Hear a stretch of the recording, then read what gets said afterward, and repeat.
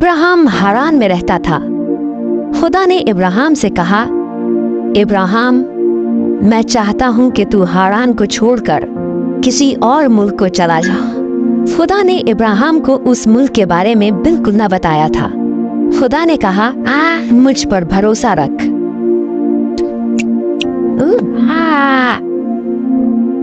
खुदा ने कहा, तू ऐसा कर तो मैं तेरी औलाद को एक बहुत बड़ी कौम बनाऊंगा।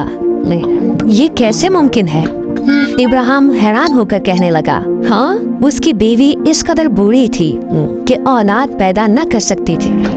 खुदा ने कहा, मुझ पर भरोसा रख।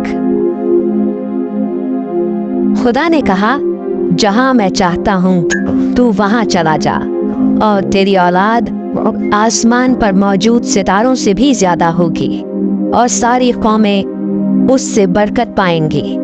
मुझ पर भरोसा रख। लिहाजा इब्राहिम ने खुदा पर भरोसा किया। उसने अपने साथ अपनी बीवी सारा, भतीजे लूत और जो कुछ उसके पास था ले लिया।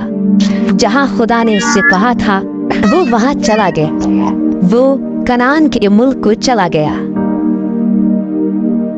जब वो वहां पहुंचा तो इब्राहिम ने सिकम में अपना खेमा लगाया। खुदा उस पर जाहिर हुआ और कहा, मैं तुझे और तेरी औलाद को ये सरजमीन दूंगा। इब्राहिम ने यहाँ पर खुदा के लिए एक मज़बा बनाया।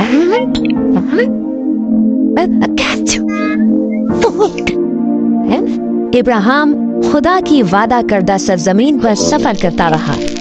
वो खुश था कि उसने खुदा पर भरोसा किया, इसलिए उसने एक और कुर्बान गाह बनाई और खुदा का शुक्र अदा किया जिसने उसके साथ किया गया वादा पूरा किया था।